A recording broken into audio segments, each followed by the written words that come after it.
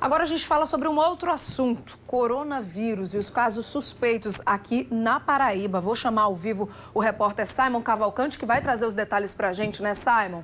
Boa noite pra você. Oi, Linda. Boa noite a você, boa noite a todos. Pois a gente traz aí o boletim atualizado, né? As pessoas estão sempre querendo saber se surgiram novos casos aqui na Paraíba. A gente entrou em contato agora à noite, né, com a Secretaria de Saúde do Estado, que informou que o boletim é o seguinte: são 7 casos suspeitos de coronavírus aqui no estado, 6 foram descartados e um caso foi excluído por não se encaixar nos requisitos da doença, nos critérios da doença. Desses 7 casos que estão sendo investigados, tem um homem de 37 anos, que é de Campina Grande, são 5 casos aqui em João Pessoa, uma criança de 6 anos, uma mulher de 72 anos, uma mulher de 80 anos, uma outra mulher de 74 anos e um homem de 65 anos. Tem um outro caso também da cidade de Cuité, que se trata de uma mulher de 35 anos. Esses são os casos que estão sob investigação aqui na Paraíba e, felizmente, não tem nenhum caso confirmado. Agora eu vou trazer os números mundiais. Olha só, em todo o planeta já são 118 mil casos de coronavírus confirmados em 114 países. Deixa eu só tentar localizar aqui, Linda. Pronto, achei. São 4.291 mortes em todo o planeta, né? Então, diante desse boletim, desses números, a Organização Mundial de Saúde hoje declarou uma pandemia, né? Diz que esses números são alarmantes, mas que é possível sim a gente reverter ainda essa situação. Bom, para explicar melhor o que é que significa essa mudança aí, né, de epidemia para pandemia, eu vou conversar agora com Daniel Batista, que é gerente de vigilância epidemiológica aqui de João Pessoa. Daniel, boa noite.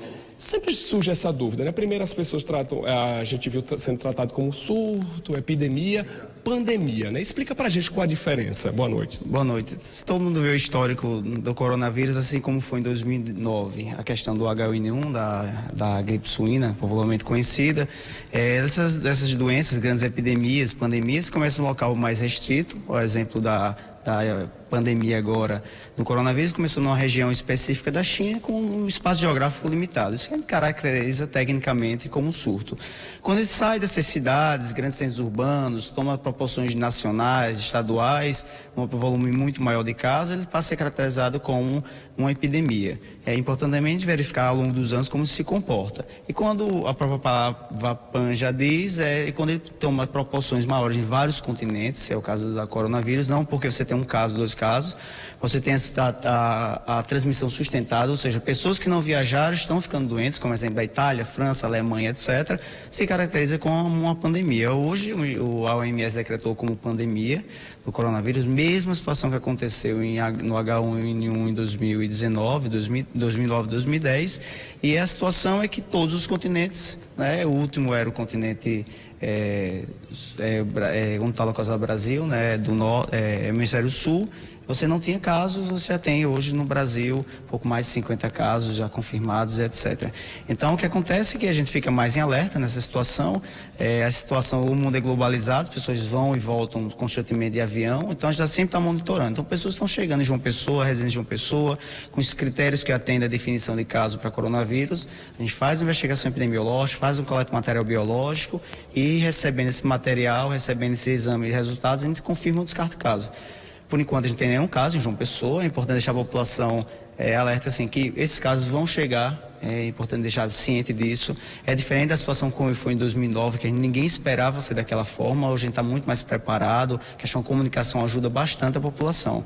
Então, é importante ter calma, ter os critérios. A gente está trabalhando, monitorando todos os casos. Nenhum caso foi interno, nenhum caso desse foi confirmado. E 5 desses foram descartados aqui em João Pessoa.